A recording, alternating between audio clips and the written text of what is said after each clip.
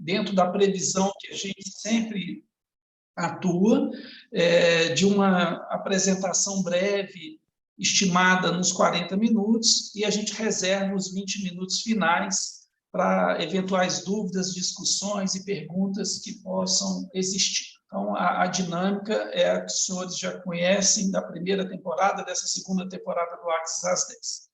Bom, eu vou subir aqui a nossa apresentação. Ok, Márcio, tá ótimo. Tá joia.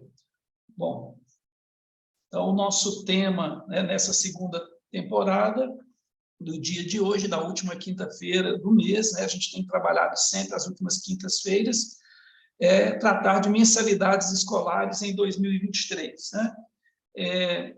Nós entendemos que é algo que não está precipitado, na verdade, é um momento importante da gente fazer esse tipo de discussão, apesar de tantas incertezas que a gente tem no nosso cenário nacional e internacional. Em alguns pontos a gente vai discutir e vai elencar aqui no dia de hoje, né?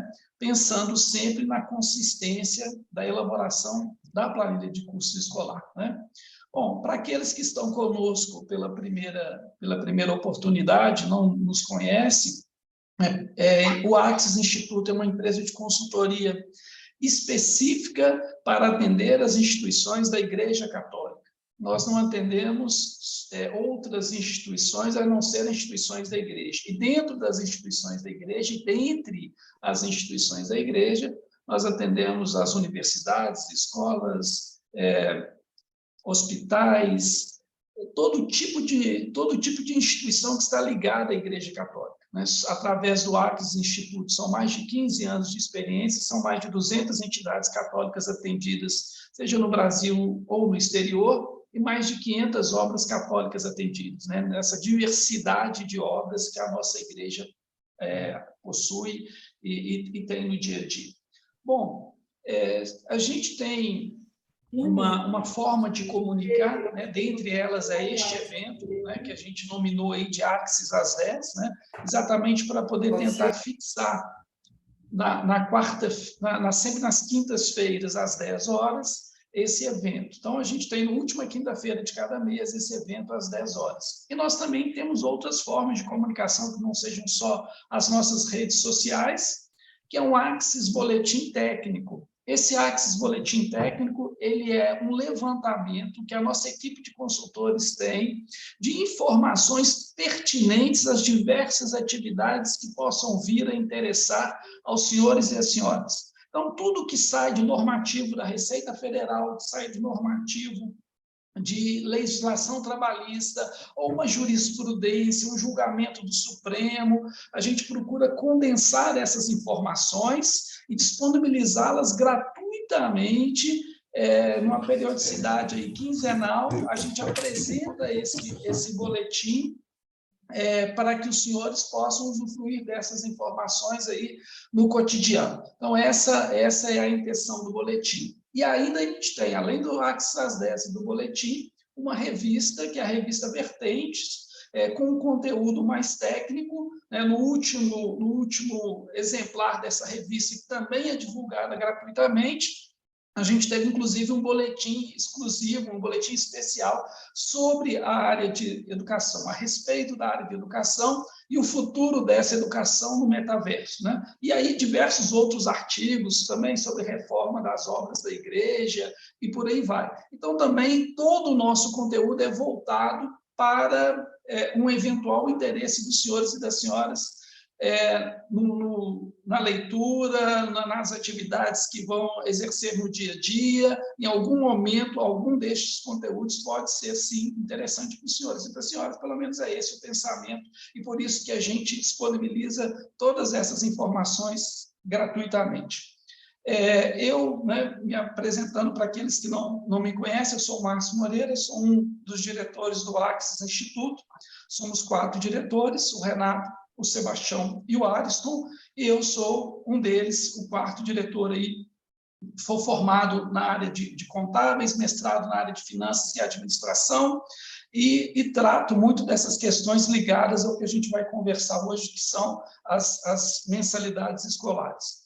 O nosso mediador no dia de hoje, que está conosco, é o Namilton Coelho. O Namilton é um consultor sênior que tem uma trajetória de vida voltada para o terceiro setor, toda a vida profissional dele é no terceiro setor, e trabalha conosco também atendendo diversas instituições. Então, ele é responsável pela mediação hoje. A nossa lógica, como eu já disse no início, a gente tem todo um conteúdo que vai ser disponibilizado nas nossas redes sociais, então a gente faz esse alerta que este conteúdo será gravado, né, e será disponibilizado nas nossas redes sociais, observando aí a Lei Geral de Proteção de Dados. Caso os senhores e as senhoras não queiram que a sua imagem apareça, fiquem à vontade, por favor, de desligar a câmera, e aí a gente pode continuar interagindo, seja por voz, ou seja por perguntas que vão ser encaminhadas aí via chat. O conteúdo, né, esse conteúdo, ele, por favor, fiquem à vontade para passar para frente se acharem que é pertinente, se entenderem que é um conteúdo que pode contribuir com as demais instituições da nossa igreja, fiquem à vontade para usá-lo. O que a gente pede exatamente só que se faça referência a quem produziu o material. E, por fim, todas as nossas interações neste momento será feita aí através do chat, né? Ou através do nosso celular também de WhatsApp. Então, as perguntas e os questionamentos podem ser encaminhados via chat, próprio chat aqui do Zoom, ou através do WhatsApp. Bom, vamos... a gente sempre gosta de iniciar os nossos trabalhos com uma pequena reflexão. E o evangelho de hoje, né, do dia de hoje, é muito propício para o que a gente vai tratar. Por que nós entendemos que é propício, né? Tirando uma parte aqui do Evangelho de São Mateus, capítulo 24, versículo 42. Ficais atentos, porque não sabeis em que dia virá o Senhor. Compreendei bem isso. Se o dono da casa soubesse a que hora viria o ladrão, certamente vigiaria e não deixaria que a sua casa fosse arrombada. Então, essa leitura por si só, se a gente fosse comentar aqui, já esse trecho a gente já esgotaria aí o tempo do Axis às 10, com certeza.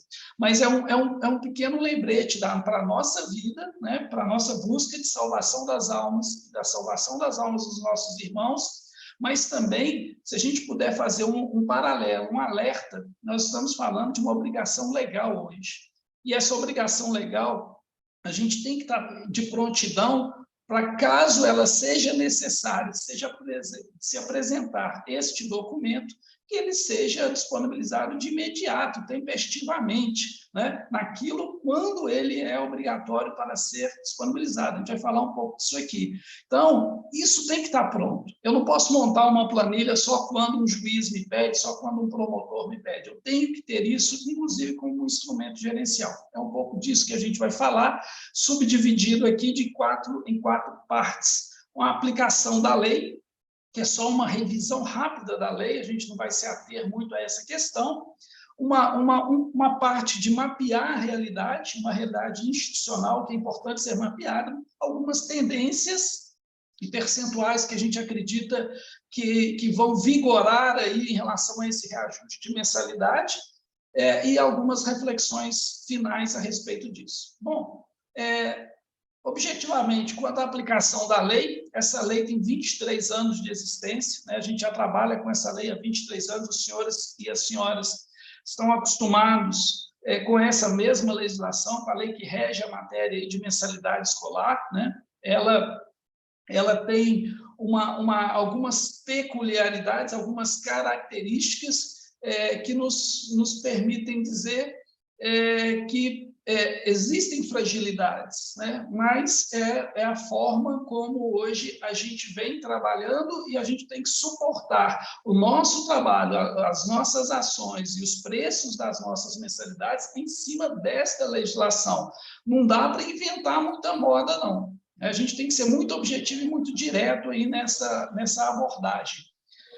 Quanto ao valor das mensalidades, né, traz lá a própria legislação, a própria Lei 9.870, que é a que rege a matéria, e o seu decreto regulamentador.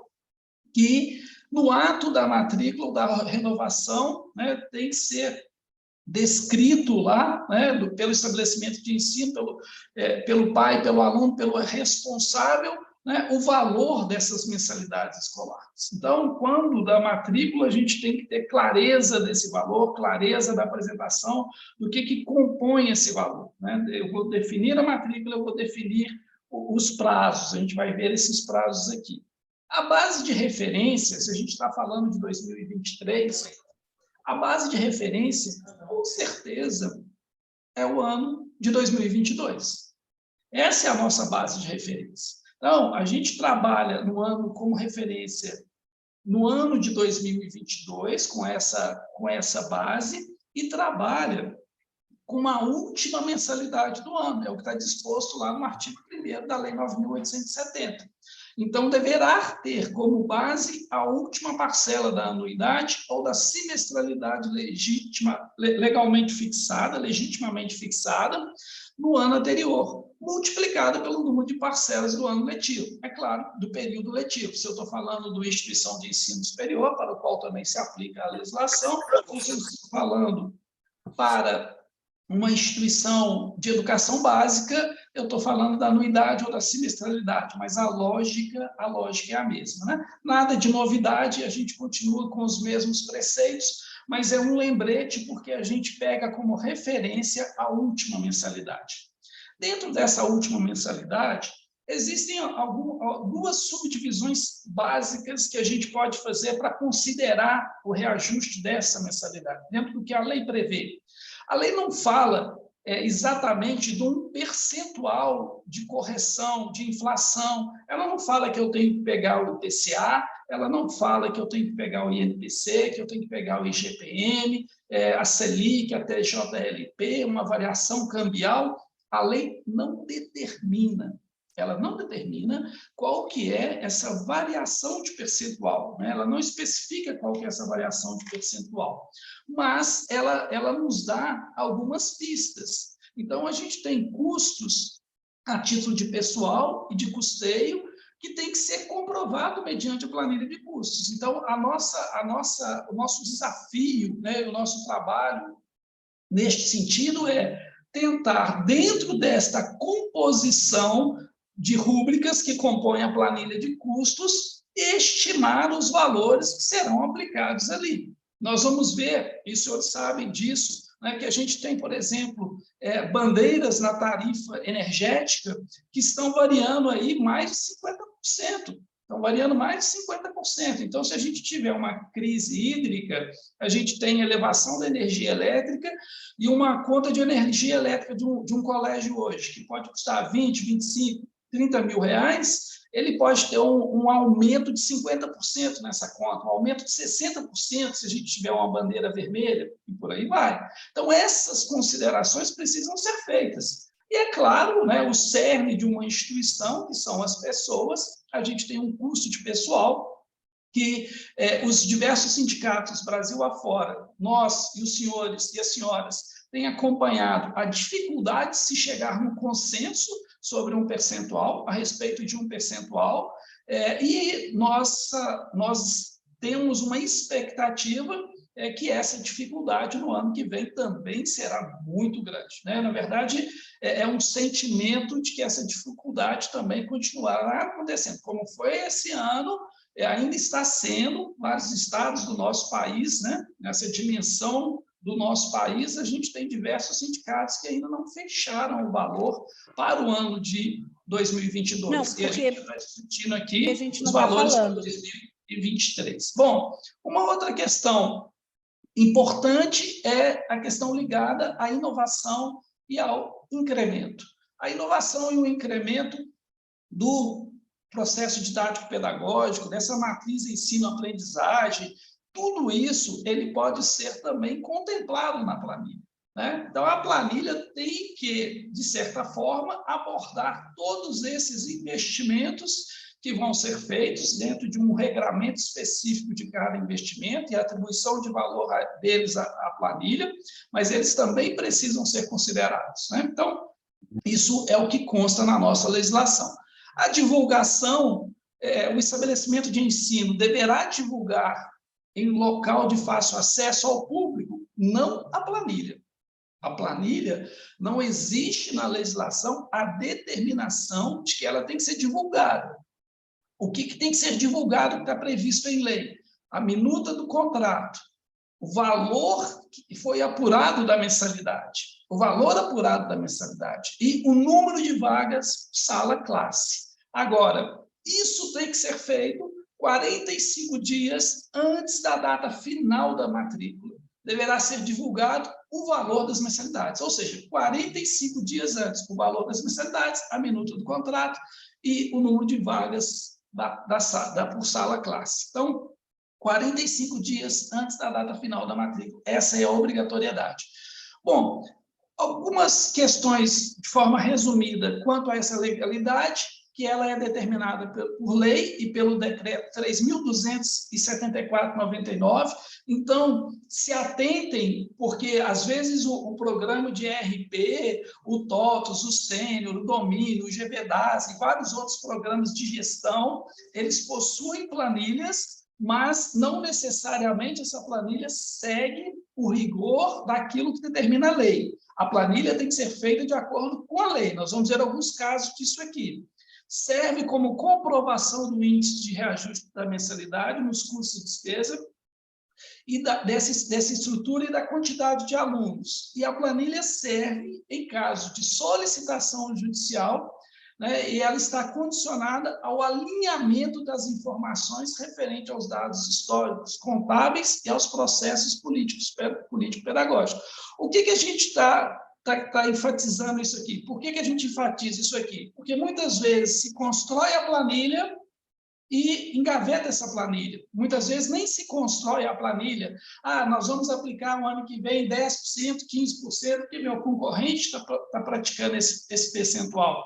Mas o que nós estamos defendendo, nós estamos dizendo que é muito importante a gente ter toda a planilha muito bem sustentada, e essa planilha deve ser devidamente amarrada com aquilo que há de mudança no processo didático-pedagógico e também deve ser amarrada com a contabilidade, com a própria contabilidade. Bom, alguns casos aqui que a gente gostaria de trazer para os senhores e para as senhoras, só para poder exemplificar, da obrigatoriedade dessa planilha. Então, a gente tem aqui um caso, né, da DECON, do Ministério Público do Ceará.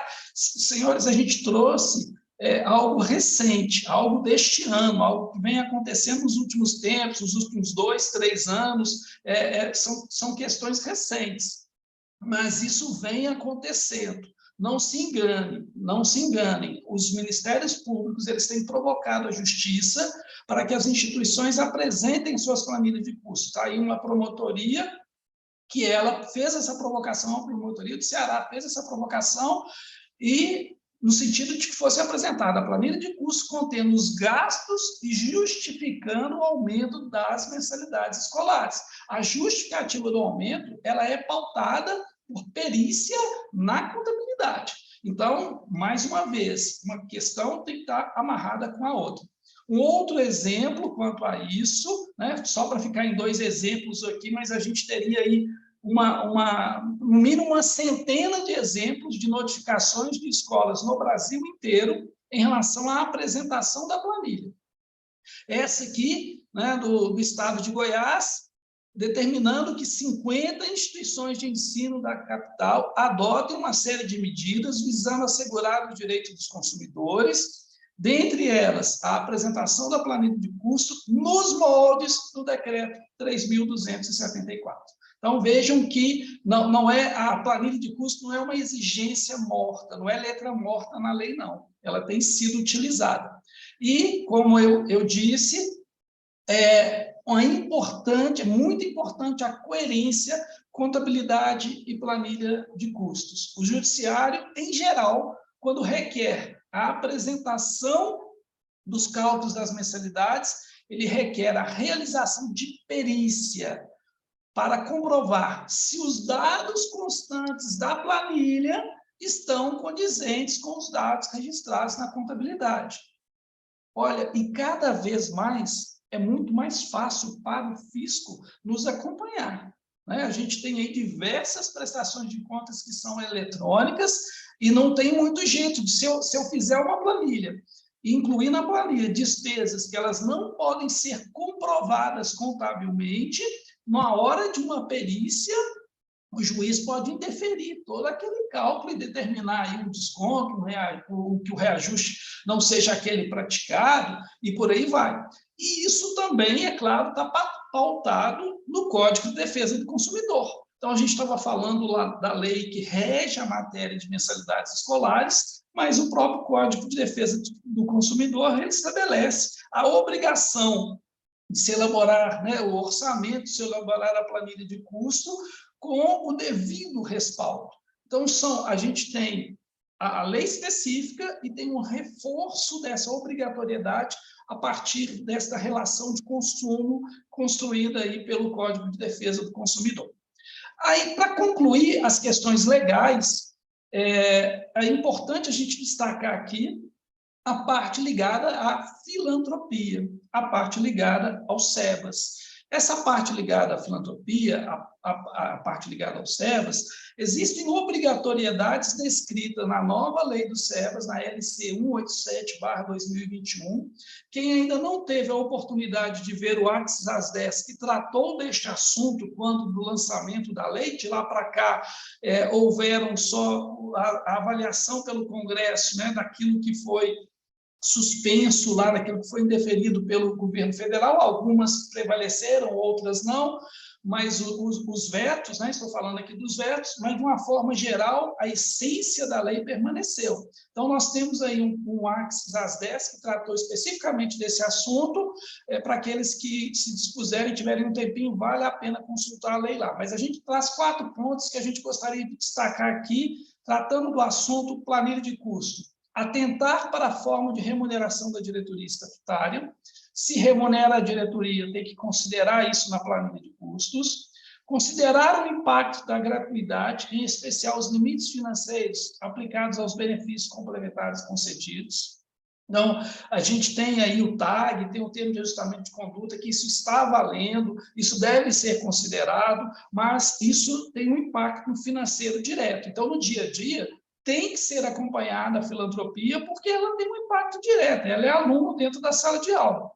Monitorar as bolsas filantrópicas concedidas e, por fim, a adequação estatutária ao regramento. Ou seja, são observações que a gente faz, que isso, de certa forma, interfere também na composição da planilha de custos, né? Esses 4 itens aí, e a gente destaca especificamente a questão de remuneração, diretoria e o número de bolsas concedidas. E a gente insiste na questão da coerência, né? Os senhores e as senhoras conhecem o modelo, então a gente sugere, não inventa moda, seja coerente com o que está na planilha, segue o que está ali, não fica criando nada em cima da planilha, não. A planilha é aquele padrão, é aquela que tem que ser utilizada. Quando um promotor, quando o juiz pede para fazer uma perícia, ele pede para se apresentar essa planilha. Não adianta eu mostrar EBITDA, não adianta eu mostrar margem de contribuição, ponto de equilíbrio, porque a lógica do judiciário é cumprir a lei. Então, o instrumento que ele tem para cumprir a lei é esse modelo de planilha. Passando aqui para o segundo item, né, que a gente chama de mapear a realidade, mapeando a realidade, a gente tem que ter uma visão panorâmica da instituição, né? A gente precisa ter uma visão panorâmica da instituição. Não é uma visão estritamente de um setor, estritamente só do setor financeiro, porque todos os setores influenciam na instituição. A gente tem a essência de uma instituição educacional, que é a gestão de pessoas, e dentro dessa gestão de pessoas, a gente tem um custo de recomposição salarial, mas não só isso, a gente tem também a própria composição de capacitação, a gente tem a área de marketing, né? A própria estrutura pedagógica da instituição, que carece sempre de inovação. A gente tem, tratando das instituições confessionais católicas, as questões ligadas à remuneração dos gestores, ou os custos envolvendo essa remuneração dos gestores e dos religiosos, as questões ligadas à informática, ao próprio jurídico, né, mudanças na lei, interpretações da lei que precisam ser consideradas, falando especificamente de legislação tributária, a questão da COFINS, quando ela é devida ou não. Tem muita gente aí pagando COFINS de forma desnecessária, e pagando também PIS/Folha de forma desnecessária. Então, é importante um alinhamento do jurídico com o jurídico. E, por fim, aí sim, a gente chega lá no financeiro, né, essa gestão do superávit e a gestão do déficit. Então, é algo institucional, é algo que envolve todas as áreas. É importante uma consistência das informações, ou seja, os números não são números imaginários, são números que têm um histórico, que têm um passado, são números que têm um presente e números que terão também um futuro. Dentro dos diversos instrumentos que a instituição do senhor e da senhora possui, é importante fazer a planilha pautada nestes instrumentos. Ah, Márcia, eu não tenho todos esses instrumentos. Então, vamos pautar naquilo que a gente tem em documento, vamos pautar na contabilidade, na maior segurança possível. A igreja tem que dar testemunho e não contra-testemunho, né? Lembrando que as questões ligadas a custo de pessoal são as mais pertinentes dentro da composição de uma matriz de despesa, mas quando eu vou pegar uma folha de pagamento, eu tenho que fazer essa conta. Eu estou trabalhando com qual mês? Abril de 2022, eu já apliquei o reajuste do ano de 2022, eu vou aplicar o reajuste de 2022 e ainda vou aplicar o próximo reajuste de 2023 para poder chegar na planilha. Lembrando que existem diversas discussões em relação à recomposição, sindicatos pedindo 23%, 17%, 19%. Então, a gente tem aí dois exemplos, né, em relação ao Rio de Janeiro e em relação a São Paulo, né, com percentuais distintos, e muitas vezes as instituições estão dando aumento salarial em 2022 sem a devida previsão de reajuste de 2021 para 2022. É claro que se eu tenho uma situação confortável, eu consigo suportar. E se eu não tiver uma situação confortável? Então, são preocupações que a gente compartilha com os senhores e com as senhoras, para que a gente, pelo menos, saiba efetivamente qual que é o percentual que a gente deveria compartilhar. Tem algumas questões ligadas a investimentos, né? Não dá para a gente poder ficar detalhando tudo aqui, mas é importante a gente chamar a atenção para que na elaboração dessa planilha seja considerado o custo de capacitação, o custo de inovação, o custo de infraestrutura, o custo de equipamentos. Isso tudo são investimentos que a instituição deve fazer, né? Dois que eu gostaria de destacar aqui, essa questão da inovação. Nossa revista Vertentes, ela traz uma matéria do Sebastião Venâncio, né, o nosso sócio e doutor, sobre essa questão ligada à educação, o futuro da educação do metaverso. Com certeza vale a pena ler essa matéria. Ela traz aí um cenário de como que vai ser a educação, né, migrando aí dessas questões físicas para a questão realmente virtual, né? Um mundo virtual paralelo que a educação, com certeza, ela já está explorando. Mas se a gente for ver o custo desse investimento, não é barato, né? Para ter um investimento verdadeiro, uma verdadeira sala maker, não uma sala maker com um computador, dois computadores e só colocar a plaquinha do nome. Não, uma sala maker adaptada ao mundo de metaverso é outra questão, e aí o custo é alto. Um outro ponto que a gente chama para atenção em relação aos investimentos são os projetos de eficiência energética. Muitas instituições têm adaptado a esse tipo de projeto, seja com usinas de produção de energia própria ou comprando energia, contratos de compra de energia para um período maior. É um investimento interessante, porque a gente se defende quanto a essas variações de bandeiras tarifárias. Uma energia elétrica que eu estimar para o ano que vem, se ela tiver um incremento de 59%, se for a bandeira amarela, ou incremento de 64%, se for a bandeira vermelha, quem que suporta isso dentro de uma conta de energia elétrica? E não é uma questão de bola de cristal de saber se vai chover ou se não vai. Se chover, não vai ter aumento, se não chover, vai ter aumento. É algo realmente a ser pensado. Uma das maneiras de se investir em relação a essa questão do metaverso. Uma outra Um outro ponto, né, que é importante a gente refletir é quanto custa, então, investir em novas tecnologias? Quanto custa uma verdadeira sala maker? A planilha de custos suporta os investimentos, existem linhas de financiamento, a gente está vendo aí uma taxa, né, uma taxa de referência, uma taxa de Selic de 13,75%. Né? Se diz, todos os economistas dizem, não, isso vai estabilizar, alguns estão dizendo que ainda tem uma margem para aumentar um pouco, a gente não sabe. Agora, os investimentos são pesados, mas uma outra reflexão que a gente tem que fazer é quanto custa não investir no aprimoramento pedagógico, no ensino, nesse ensino-aprendizagem, na infraestrutura, em novas tecnologias e nos instrumentos de gestão. Quanto que isso custa para a instituição? Né? Certamente pode deixar a instituição para trás. Bom, algumas questões importantes também nessa composição é o conhecimento da realidade institucional. Então, monitorar é essencial. Monitorar é essencial. Saber a minha instituição, ela dá 8% de superávit ou não, né? Ela tem 8% de superávit ou não, ela continua com esse percentual ou o meu custo de pessoal, quanto que ele representa dentro da minha despesa, por quê? São os mais representativos, né? Então, eu tenho que trabalhar com aquilo dentro de um teorema de Pareto, com aquela lógica, né? Do que é mais importante, né? Do que representa mais dentro de uma lógica de curva ABC de despesa. Esses instrumentos, e no caso da escola, não é muito difícil, não. Né? Difícil realmente chegar ali efetivamente no percentual. Mas a gente sabe que o custo de pessoal, o custo de energia, o custo de investimento em inovação são os mais representativos. Bom, o terceiro ponto, incertezas, como o próprio nome do sumário aí do capítulo diz, a gente não tem como afirmar que vai ser de um jeito, vai ser do outro.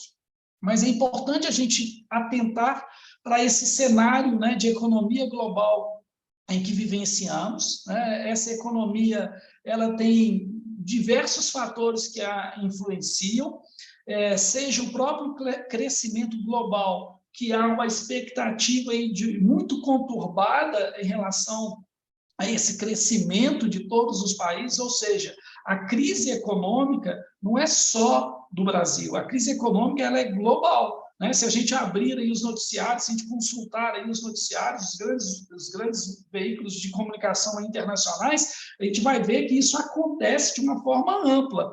No Brasil, a gente tem um efeito eleição, que pode estar mascarando esse tipo de situação. Agora, a gente tem a questão da guerra da Ucrânia, que tem extremamente sério, se os senhores e as senhoras conversarem com as comunidades dos senhores na Europa, os senhores vão ver como está o caos. Na Alemanha, o pessoal está num racionamento grande de água, um racionamento grande de energia. Né? Incertezas quanto ao crescimento da China, a questão das commodities, né? Se vai baratear, se não vai, a questão do equilíbrio dessa balança comercial, os produtos, né? Havia um represamento de produtos aí por conta da pandemia, e aí falta de insumos para a produção, mas agora a gente vai ter uma oferta maior desses produtos, eles vão baratear, eles vão encarecer. A gente viu que alguns produtos ligados à tecnologia só estão aumentando.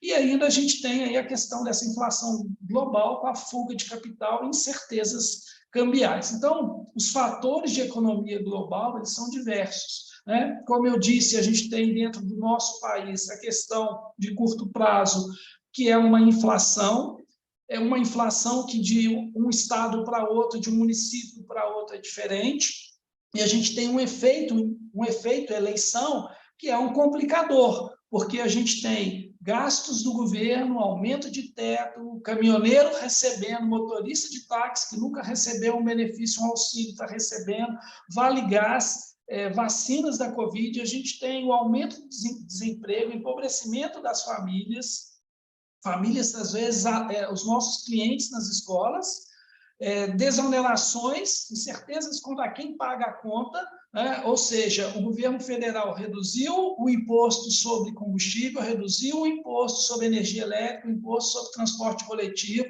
reduziu o IPI, mas já há uma grande discussão sobre quem vai pagar essa conta. São os estados que vão fazer uma compensação? Vai haver compensação ou não? Então, a gente tem aí um imbróglio, uma confusão generalizada. E a gente está vivendo um momento que está um pouco nebuloso. Talvez propositalmente, porque a gente está aí há um mês e pouco aí de eleições, né? E uma política econômica de 2023 que a gente não sabe, o dólar vai fechar quanto? É 5,20? A Selic prevista para o ano que vem é 11%, a gente está trabalhando com esse ano com 13,75%, então são muitas incertezas. Então, para não ficar em cima do muro, a gente apresenta aqui alguns indicadores que a gente entende que vão migrar por aí os percentuais. Pode ser que, às vezes, o cálculo dê 17%, mas a gente, às vezes, não consegue aplicar esse cálculo. Então, a gente, às vezes, tem que trabalhar com um percentual aplicado menor de 12%. As mensalidades escolares, então, no nosso pensamento, vão variar entre 9% e 14%.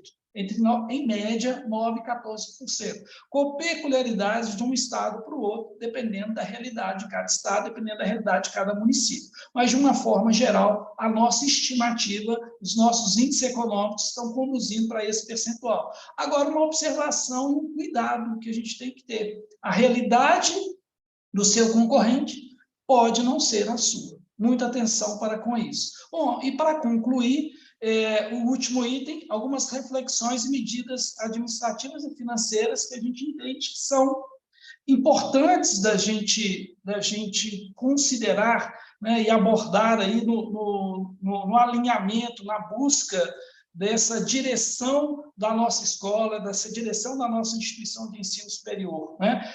Questões que precisam ser focadas e almejadas de forma simultânea. Por exemplo, aumento da captação e base de alunos, reajuste do ticket médio, que a gente vem falando aí dessa mensalidade, então, quanto que a gente vai aplicar. Um trabalho, como sempre, importantíssimo é conhecer a inadimplência e trabalhar para a redução da inadimplência. Se eu não consigo aplicar 17% de ajuste, eu vou ter que aplicar 12%, então eu tenho que tentar trabalhar muito bem a minha inadimplência para que eu não tenha um prejuízo, uma perda muito maior do que eu já venho tendo, né?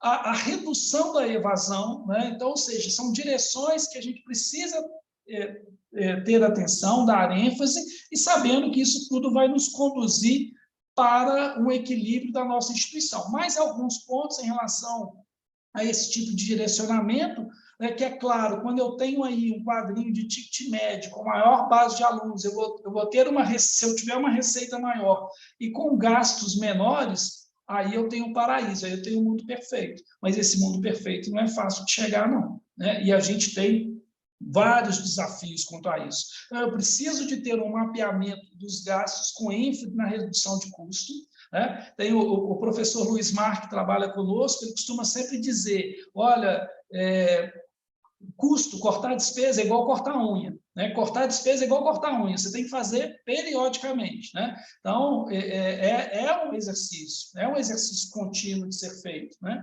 O maior foco das despesas de marketing em ações online, então a gente talvez privilegiar o online para poder termos aí esse papel de protagonista que o aluno hoje tem na definição da escola, porque a escola hoje não é definida só pelos pais, e esses alunos estão nas ações online, então a gente precisa enfatizar o trabalho nas ações online, melhorias dos processos e qualidade creditícia, aquilo que eu estava falando da questão do inadimplente, o controle da inadimplência começa lá na assinatura do contrato, lá atrás, lá quando eu faço uma análise de crédito exata daquele pai, né, para que eu possa ter todos os fundamentos e cumprir os processos que são e que devem ser trabalhados de cobrança. Aí eu não posso deixar para cobrar o pai 1 mês, 2 meses, 3 meses. Eu preciso ter processos instantâneos de cobrança para que eu consiga ter ali aquilo que foi combinado, aquilo que foi contratado,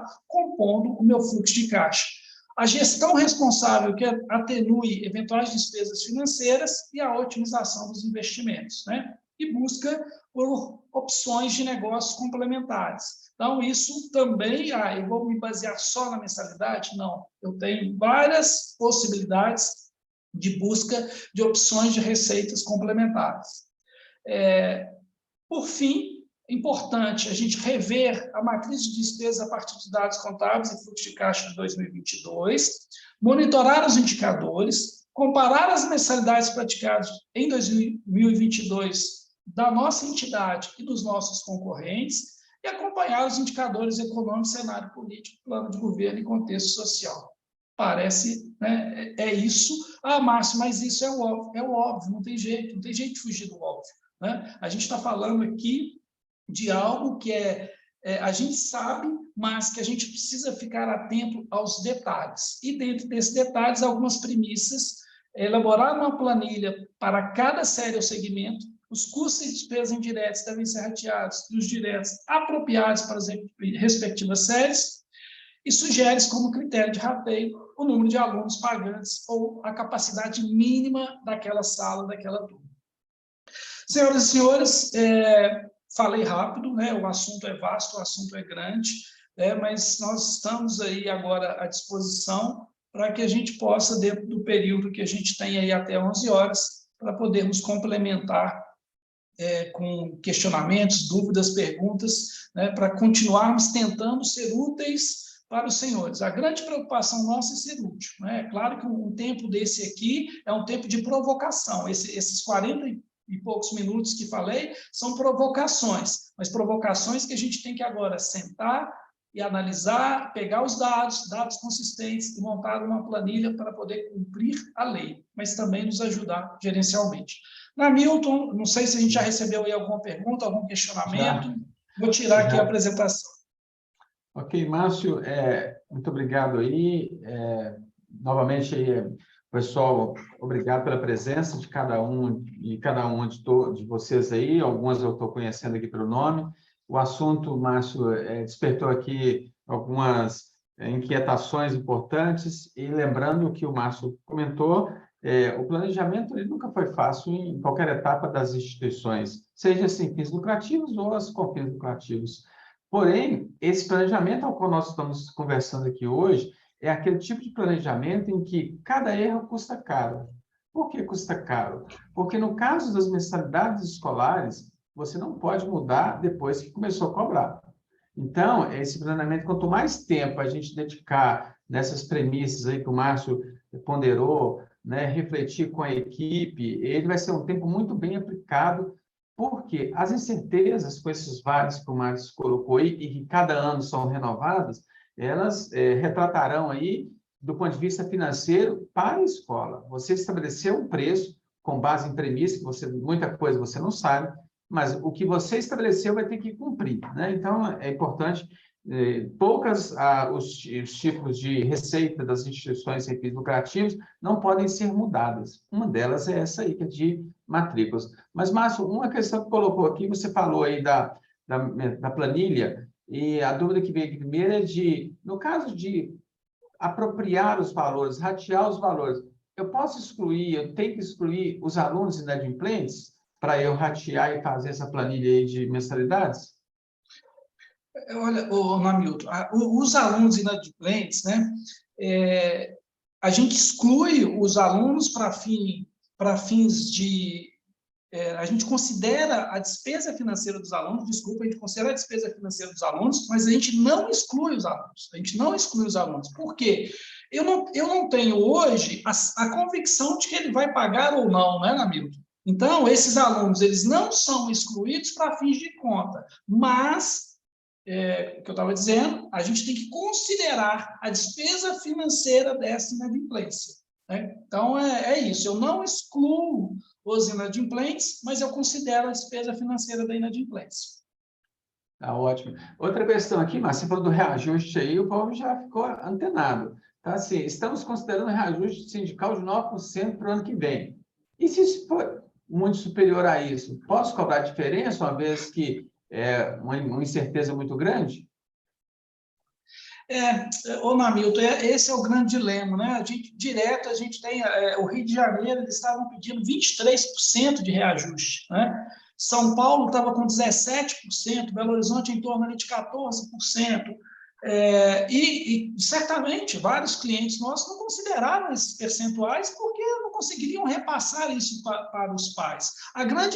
Objetivamente, respondendo a sua pergunta, não pode. Né? Se eu definir um percentual de reajuste, não foi porque eu concedi um reajuste maior que eu vou poder repassar esse reajuste para o responsável financeiro. Então, eu não posso repassar. Se na minha planilha de custo eu considerei 9%, o sindicato fechou uma negociação de 12%, eu tenho que absorver essa diferença e somente no ano subsequente que eu consigo repassar esse custo para as mensalidades. Então, daí a importância da gente sentar, fazer uma análise muito bem feita, detalhar, tentarmos ter aí o suporte técnico necessário para desenvolver essa planilha, porque o ano que vem vai ser um ano de desafio muito grande. Os sindicatos, eles estão com anseios de percentuais muito maiores. Esse ano já vem sendo assim, e o ano que vem, independente do nosso futuro presidente, quem que vai ser, mas independente desse presidente, vai ser um ano de desafio, vai ser um ano grande, vai ser um ano de grandes desafios, principalmente aí na área econômica. Então, Hamilton, não pode reajustar, daí a importância de fazer o cálculo agora. Não pode considerar na lei atual, a não ser que um presidente que seja eleito aí mande para o Congresso uma nova lei revendo essa forma de reajuste, mas a princípio não. Ok, Márcio. Outra questão aí, você ficou falando bastante a respeito dessa questão da planilha, o pessoal está perguntando aqui, eu tenho que obrigatoriamente divulgar a planilha? No início você comentou aí que não era obrigatório, mas acho que já gerou dúvida, Márcio. Eu tenho que divulgar a planilha? Não, Hamilton, é importante essa pergunta, né, para a gente enfatizar, porque a gente vê alguns clientes até com essa preocupação, falando, alguns profissionais dizendo que tem até que divulgar na internet. Nada disso. O que tem que ser divulgado é o valor da mensalidade, a minuta do contrato e o número de vagas que a escola vai disponibilizar para o ano letivo. Então, é isso que precisa ser divulgado. A planilha de custos é algo que tem que ser elaborado, ela tem que existir, tem que ser guardada, as 7 chaves lá pelo tesoureiro, pelo econômico, pela diretora do colégio, para uma necessidade ser apresentada numa esfera judicial. Então, a planilha de custo não tem que chamar pai, não tem que chamar reunião de conselho para poder apresentar a planilha de custo, não. Isso é algo interno, é uma estratégia da instituição que tem que ser guardada. Mas lembrando, a planilha de custo tem que guardar coerência com a contabilidade. Não adianta inventar despesa ali na planilha de custos, não, e depois a despesa não ocorrer na contabilidade, aí é um tiro no pé, né, Hamilton? Não é fácil mesmo, não. Tem aí uma pergunta da Adriana, falando assim, bom dia, Márcio. Temos em nossas escolas uma situação que nos tem causado grande preocupação, é a questão de descontos comerciais, que são concedidos aos pais de alunos. Como proceder diante desse desafio para que não cause problemas ou futuros questionamentos em quaisquer diligências? Tem aquela questão dos descontos que são dados aí, né? De várias formas, né, para os pais. Essa é uma preocupação na maioria dos colégios, né, Hamilton? Ter uma rigidez maior nessa política de desconto, né? Quando eu demonstrei ali aquele percentual de 17% de uma planilha, né, de um cálculo, e de 12% do aplicado, puxa vida, mas como que a planilha de custos me indica um reajuste de 17% e eu aplico só 12%? É exatamente, Hamilton, tentando trabalhar as questões comerciais desses descontos. Olha, uma política e aí ser trabalhado de forma intensa com a área de comunicação, com a área de marketing, olha, a gente deu um reajuste menor, a gente está reajustando um percentual inferior que aquilo que deveríamos ou poderíamos ou teríamos que reajustar, mas eu preciso ter uma política de desconto comercial mais rigorosa. Então, talvez esse raciocínio de ter uma política mais rigorosa ele pode me ajudar a equilibrar, chegar nesse equilíbrio financeiro. Porque chegar para um pai e falar que a escola vai aumentar 17%, não para um, para todos, mas talvez seja melhor eu apresentar para todos uma planilha de 12% e considerar que esses 5% de diferença eu vou tirar aí na redução dos descontos comerciais. É um grande desafio, né, Adriana? Mas não tem muita fórmula mágica, não. É fazer conta mesmo. Outra questão, Márcia, é o seguinte, lembrando que não existe direito adquirido de um desconto que foi dado no ano anterior, né? Cada ano, né, é considerado um fato isolado. Então, o pai que teve, ou qualquer um que teve no ano desconto, ele pode chegar lá, mas sempre me der esse desconto. Isso é um argumento para discussão, mas não é um direito dele ou deles, né, requerer o que efetivamente vai ser praticado no ano seguinte. É uma negociação e é um desafio que não é dos menores aí. É exatamente isso, né, Namilton? E tentar, se eu dei 30%, esse ano eu vou dar 15%, eu vou dar 20%.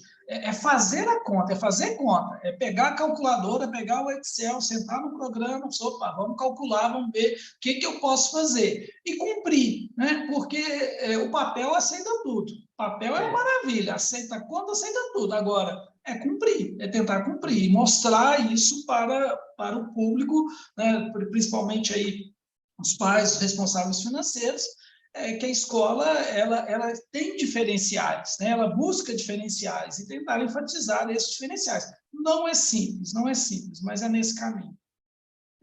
Muito bom. Mas, inclusive, pensando nessa época de internet, redes sociais, né? Então, tudo que se faz comum precisa ser bem fundamentado, porque aquilo ele replica ali na rede, no WhatsApp, né? Então, é importante demais essa questão da coerência, né?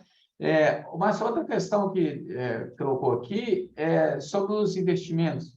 Aqui fala assim, nossa escola vai ter investimento numa quadra de mais ou menos 400 mil ano que vem.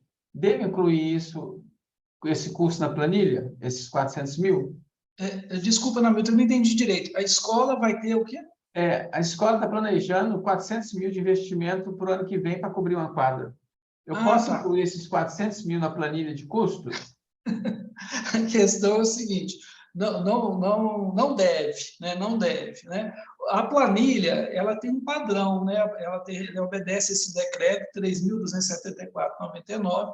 Dentre as observações que estão lá das rúbricas que estão lá nesse decreto, tem uma lá que é a depreciação.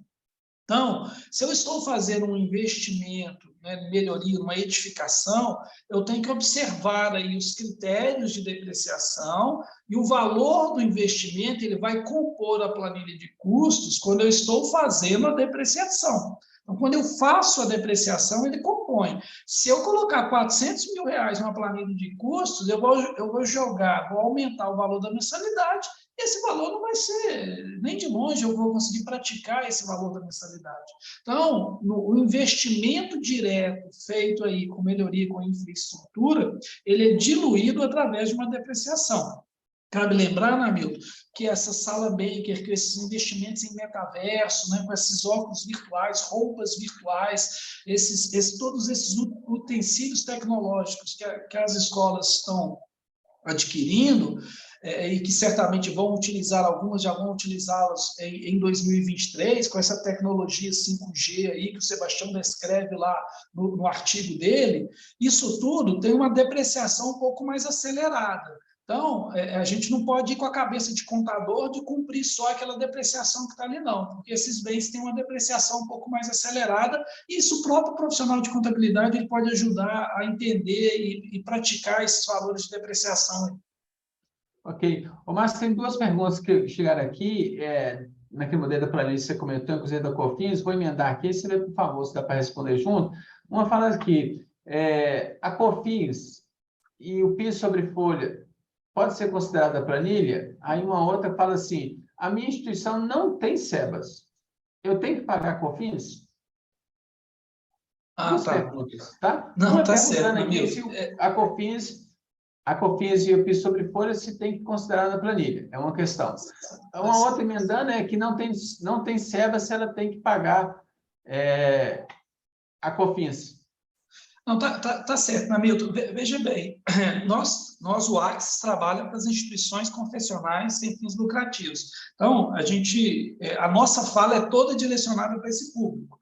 Considerando esse público, de uma regra geral, né, nas planilhas de mensalidades escolares, não tem, naquelas instituições que são certificadas com SEBAS, não tem que considerar COFINS, não tem que considerar PIS sobre folha. E existem respostas formais da Receita Federal dizendo que, quando são serviços próprios, não tem que pagar COFINS. Então, não é uma questão assim, eu vou para a justiça para poder discutir, não. É resposta oficial da Receita Federal dizendo que não tem que pagar COFINS sobre serviços próprios. A questão do PIS sobre folha, tendo o certificado, também não tem que recolher o PIS sobre folha. Então, em resumo, as instituições sem fins lucrativos certificadas não vão incluir nas suas planilhas a COFINS e o PIS, porque eles não são devidos, né? Isso é um entendimento já pacificado, Hamilton.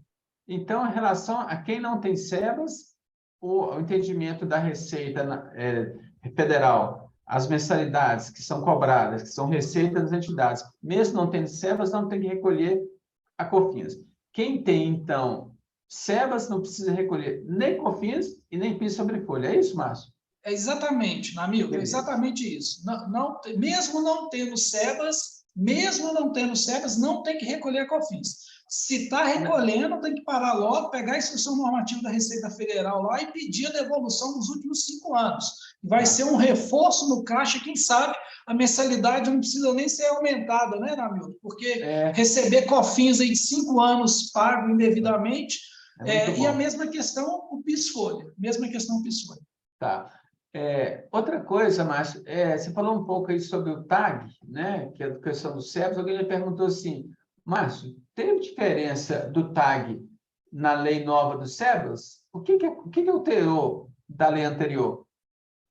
Hamilton, tem sim algumas pequenas diferenças em relação à lei do SEBAS, né, do que estava previsto antes na legislação anterior e o que está previsto agora na nova legislação. Que o número de bolsas devido, né, ele é compensado no exercício subsequente. Na legislação nova, o que reza é isso. Ou seja, se eu não atingir o total de bolsas do período anterior, eu já concedo no exercício subsequente. Agora, na legislação anterior, eu tinha um prazo maior, eu tinha 3 exercícios subsequentes para poder fazer essa compensação, né? Então, isso a gente tem muita preocupação quanto a isso, sejam os nossos consultores, ou o Adilson, nosso superintendente, você, né, o próprio Alexandre, que trabalha com as consultorias nas escolas, eles estão muito atentos a isso, e a gente tem visto que, vez por outra, às vezes o cliente esquece, eu tenho que acompanhar ali o número de aluno bolsista. Agora, como isso foi mantido, né, pelo Congresso, isso foi mantido na LC 187, a gente tem que dar essa compensação no ano seguinte. Daí a importância, eu vou ter que compensar o ano que vem, então vamos contemplar o custo dessa compensação na nossa planilha também, Hamilton. Tá certo. Márcio, ainda tem que ir para uma pergunta. Você falou aí sobre a reflexão de investir, impacto sobre não investir. Qual seria o impacto? Mas a pessoa pergunta assim, e nessa falta de recurso, como seria possível investir se não tem recurso? A questão é importante, né? Hamilton, é uma questão extremamente importante, é uma ginástica, né? Primeiro é fé, né, Hamilton? Primeiro é fé, ter fé que tudo vai dar certo e trabalhar, segundo, trabalhar para poder dar certo. Agora, existem linhas, né, de financiamento que a gente tem que ficar atenta a essas linhas de financiamento. Guardar com algo muito precioso o recurso que tem, né, o eventual recurso que exista, né, esse recurso ele tem que ser guardado para eventualidades, como a gente teve aí uma pandemia que pegou todo mundo de forma desprevenida, mas considerar a possibilidade que muitas instituições sem fins lucrativos são resistentes a buscar uma linha de crédito incentivada, um BNDES, a buscar linhas próprias para que possa ter aí um financiamento. E eu citei ali rapidamente as receitas complementares, as possibilidades de receitas complementares, né?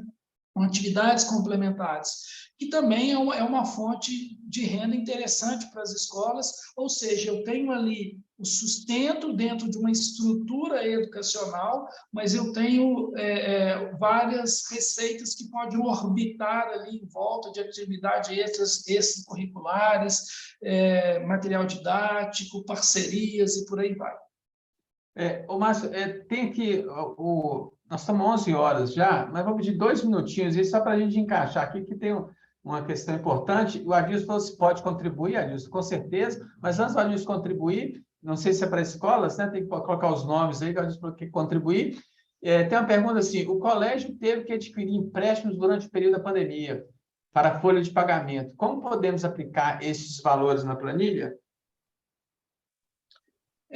O colégio ele fez o empréstimo para pagar a folha de pagamento na pandemia. O ano passado, aqueles empréstimos foram feitos no banco. Então, no período passado, o pessoal se lembra, o governo deu uma linha incentivada com juros pequenos, você pegou folha para pagar 2 meses de folha de pagamento e pagou aí em vários meses, 24, 48, um período alongado.